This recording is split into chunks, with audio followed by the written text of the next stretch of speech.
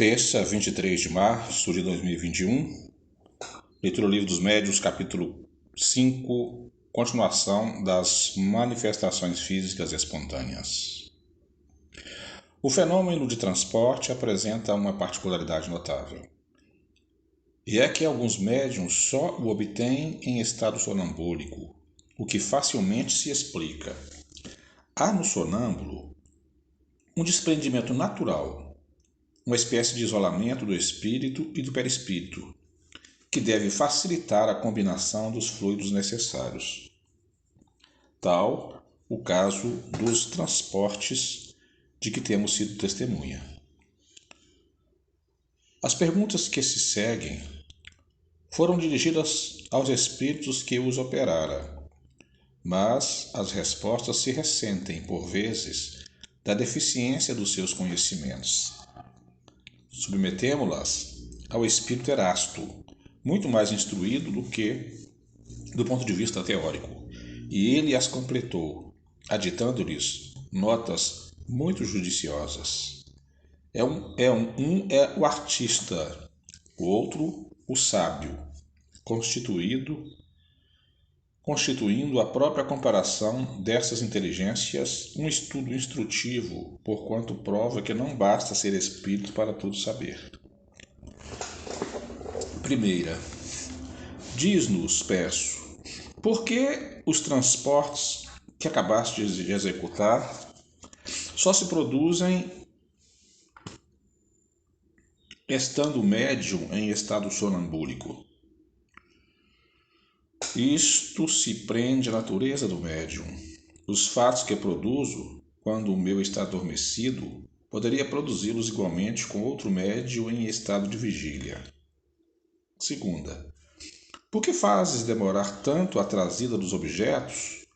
E por que é que avivas a cobiça do médium, excitando-lhe o desejo de obter o objeto prometido?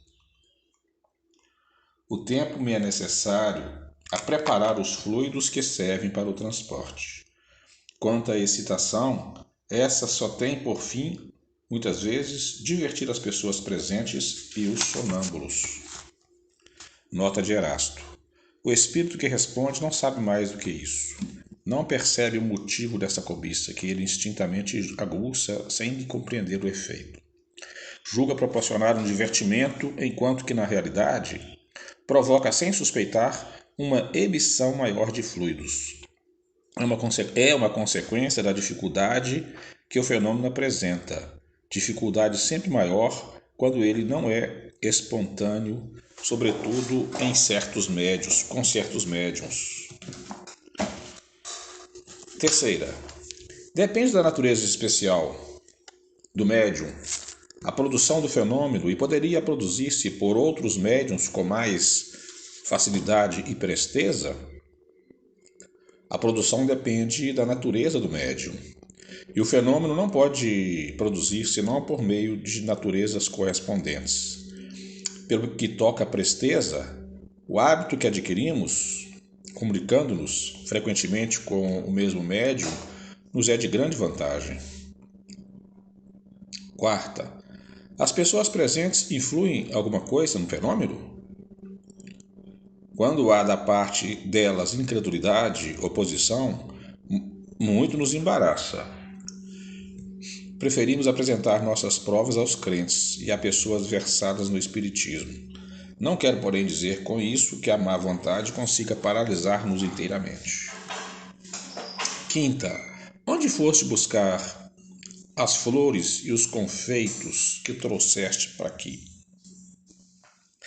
As flores tomo-la aos jardins, onde bem me parece. E os confeitos? Deve ter feito falta ao respectivo negociante. Temos os onde me apraz. O negociante nada absolutamente percebeu, porque pus outro no lugar do que tirei. Sétimo, mas os anéis têm valor. Onde os foste buscar? Não terás com isso causado prejuízo àquele de quem o tiraste? Tirei-os de lugares que todos desconhecem e filo por maneira que daí não resultará prejuízo para ninguém. Nota de Erasto. Creio que o fato foi explicado de modo incompleto, em virtude da deficiência da capacidade do espírito que respondeu. Sim, de fato pode resultar prejuízo real, mas o espírito não quis passar por haver desviado o que quer que fosse. Um objeto só pode ser substituído por outro objeto idêntico, da mesma forma, do mesmo valor. Consequentemente, se um espírito tivesse a faculdade de substituir por outro objeto igual do que se apodera, já não teria razão para se apossar deste, visto que poderia dar o que se iria servir para substituir o objeto retirado. Oitava, será possível trazer flores de outro planeta? Não, a mim não é possível. A Erasto. Teriam outros espíritos esse poder? Não, isso não é possível, em virtude da diferença dos meios do meio ambiente. Nona, poderias trazer-nos flores de outro hemisfério dos trópicos, por exemplo? Desde que seja na Terra, posso. Décima, poderia fazer que os objetos trazidos nos desaparecessem da vista e levá-los novamente? Assim como os trouxe aqui, posso levá-los à minha vontade. 11ª. A produção do fenômeno dos transportes não é de alguma forma penosa, não te causa qualquer embaraço? Não nos é penosa em nada, quando temos permissão para operá-los. Poderia ser-nos grandemente penosa se quiséssemos produzir efeitos para os quais não estivéssemos autorizados. Nota de Erasto. Ele não quer convir em que isso lhe é penoso, embora seja realmente, pois que se vê forçado a executar uma operação, por assim dizer, material. 12ª. Quais são as dificuldades que encontras? Nenhuma outra além das más disposições fluídicas que nos podem ser contrárias. 13ª. Como trazes o objeto? Será segurando-o com as mãos? Não, envolvo em mim mesmo. Nota de Erasto. A resposta não explica de modo claro a operação. Ele não envolve o objeto com a sua própria personalidade, mas com seu fluido pessoal e dilatável. Mas como o seu fluido pessoal é dilatável, combina uma parte desse fluido com o fluido animalizado do médium, e é nessa combinação que oculta e transporta o objeto que escolheu para transportar. Ele, pois, não exprime com justeza o fato, dizendo que envolve em si o objeto. 14ª. Trazes com a mesma facilidade um objeto de peso considerável de 50 kg, por exemplo? O peso nada é para nós. Trazemos flores porque agrada mais do que um volume pesado. Nota de Erasto. É exato. Pode trazer objetos de 100 ou 200 quilos. Por isso que a gravidade existente para vós é anulada para o espírito. Mas ainda aqui ele não percebe bem o que se passa. A massa dos fluidos combinados é proporcional à do objeto. Numa palavra, a força deve estar em proporção com a resistência. De onde se segue? E se o espírito apenas traz uma flor ou um objeto leve, é muitas vezes porque não encontra no médium ou em si mesmo os elementos necessários para um esforço mais considerável. 15ª. Poder-se-ão imputar aos espíritos certas desaparições de objetos cuja causa permanece ignorada? Isso se dá com frequência, com mais frequência do que supones, mas isso se pode remediar pedindo ao espírito que traga de novo o objeto desaparecido. Nota de Erasto, é certo, mas às vezes o que é subtraído, muito bem subtraído, fica, pois que para muito longe são levados os objetos que desaparecem de uma casa e que o dono não mais consegue achar.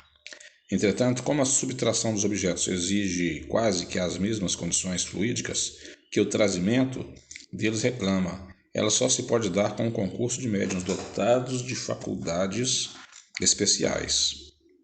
Por isso, quando alguma coisa desapareça, é mais provável que o fato seja devido a descuido vosso do que à ação dos espíritos. 16ª. Serão devidos à ação de certos espíritos alguns efeitos que se considere como fenômeno natural? Nos dias que correm, abundam fatos dessa ordem. Fatos que não percebeis, porque neles não pensais, mas que, com um pouco de reflexão, se vos tornariam patentes. Nota de Erasto. Não atribuais aos espíritos o que é obra do homem, mas crede na influência deles, oculta, constante, a criar em torno de vós 1000 circunstâncias, 1000 incidentes necessários ao cumprimento dos vossos atos de vossa existência. 17ª. Entre os objetos que os espíritos costumam trazer, Não haverá algum que eles próprios possam fabricar, isto é, produzidos espontaneamente pelas modificações que os espíritos possam operar no fluido ou no elemento universal? Por mim, não, que eu não tenho permissão para isso. Só um espírito elevado pode fazer. 18ª. Como conseguiste outro dia introduzir aqueles objetos estando fechado o aposento? Filo entrar comigo envoltos, por assim dizer, na minha substância. Nada mais posso dizer por não saber explicar o fato. 19ª. Como fizeste para tornar visível esses objetos que um momento antes era invisível? Tirei a matéria que o envolvia. Nota de Erasto. O que os envolve não é a matéria propriamente dita, mas um fluido tirado metade do perispírito do médium e metade do espírito que opera. 22ª. Para Erasto. Pode um objeto ser trazido a um lugar inteiramente fechado? Numa palavra, pode o espírito espiritualizar um objeto material de maneira que se torne capaz de penetrar a matéria? É complexa essa questão. O espírito pode tornar invisível, porém não penetrável. Os objetos que ele transporte não pode quebrar a agregação da matéria, porque seria a destruição do objeto. Tornando esse objeto invisível, o espírito pode transportar quanto queira e não liberar senão no momento oportuno, para fazê-lo aparecer de modo diverso.